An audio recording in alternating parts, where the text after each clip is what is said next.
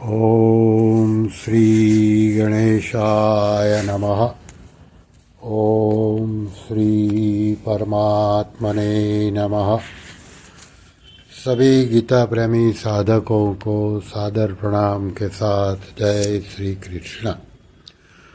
पूर्व श्लोक में कहा गया कि ध्यान योगी अपने आप से अपने आप में ही संतोष का अनुभव करता है। अब उसके बाद क्या होता है इसको आगे के श्लोक में बताते हैं। अध्याय 6 श्लोक क्रमांक 21।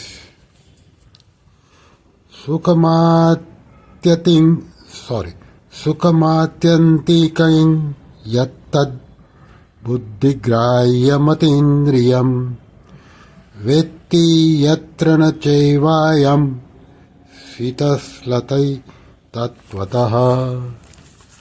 अर्थात भगवान कहते हैं,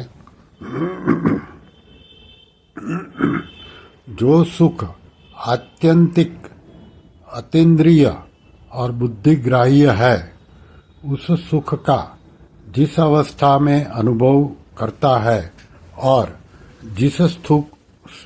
जिस सुख में स्थित हुआ, यह ध्यान योगी तत्व से फिर कभी विचलित नहीं होता। अभी इसकी व्याख्या साधक संजीवनी में रामसुखदास जी ने इस तरह समझाया है। सुखमात्यंतिकं यति, ध्यान योगी अपने द्वारा अपने आप में जिस सुख का अनुभव करता है, प्राकृत संसार में उस सुख से बढ़कर दूसरा कोई सुख हो ही नहीं सकता और होना संभव ही नहीं है। कारण कि यह सुख तीनों गुणों से अतीत और स्वतः सिद्ध है। यह संपूर्ण सुखों की आखिरी हद है। सा काष्ठा सा परागति ही। इसी सुख को अक्षय सुख 5वें अध्याय का 21वां श्लोक, अत्यंत सुख 6ठे अध्याय का 28वां श्लोक और एकांतिक सुख 14वें अध्याय का 27वां श्लोक कहा गया है।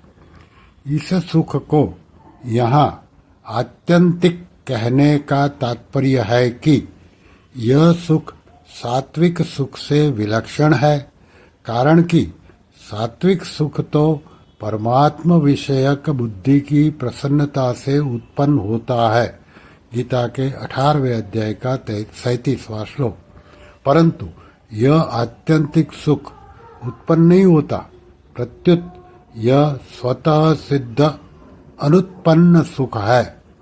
आगे शब्द है अतीन्द्रियम।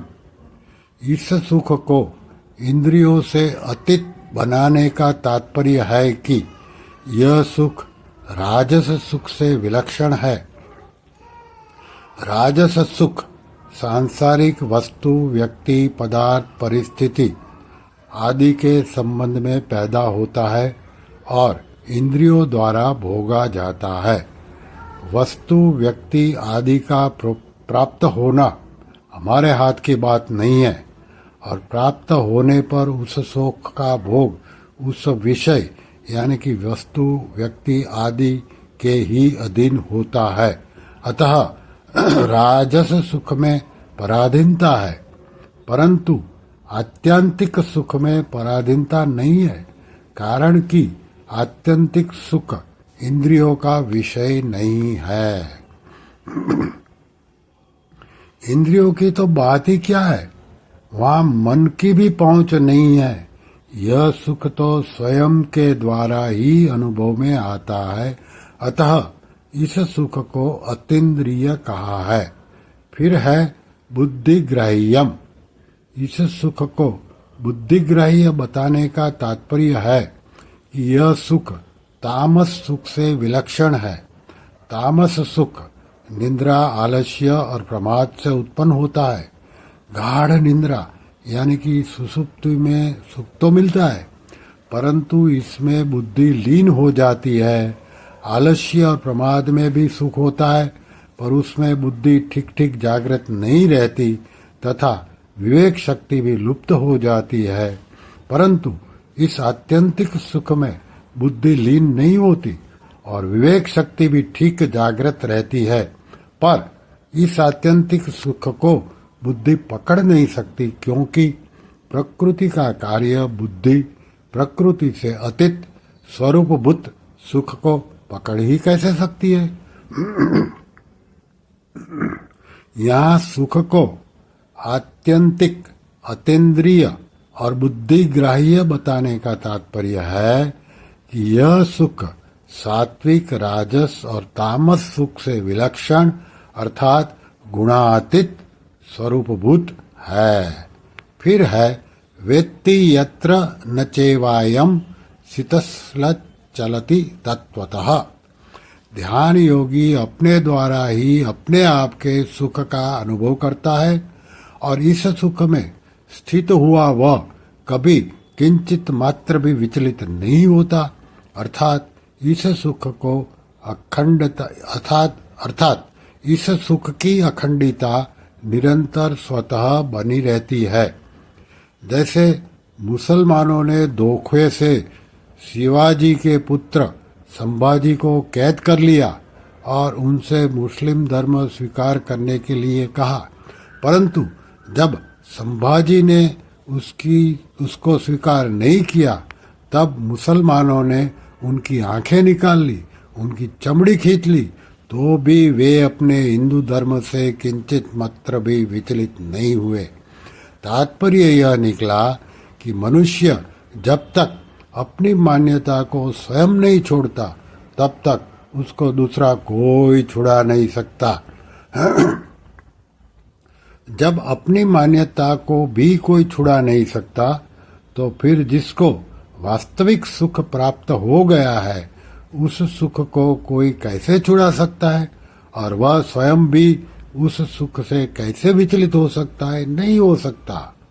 मनुष्य इस वास्तविक सुख से, ज्ञान से, आनंद से कभी चलायमान नहीं होता। इससे सिद्ध होता है कि मनुष्य सात्विक सुख से भी चलायमान होता है, उसका समाधि से भी वित्थान होता है, परंतु आत्यंतिक सुख से अर्थात तत्व से वह कभी विचलित और व्युत्थित नहीं होता, क्योंकि उसमें उसकी दूरी, भेद, भिन्नता मिट गई और अब केवल वही वह रह गया। अब वह विचलित और व्युत्थित कैसे हो? विचलित और व्युत्थित तभी होता है जब जड़ता का किंचित मात्र भी संबंध रहता है। जब तक जड़ता का संबंध रहता है, तब तक वह एक रस नहीं रख सकता, क्योंकि प्रकृति सदा ही क्रियाशील रहती है। श्री कृष्ण शरणं मम, श्री कृष्ण शरणं मम, श्री कृष्ण शरणं मम। ओम श्री कृष्णार्पणमस्तु।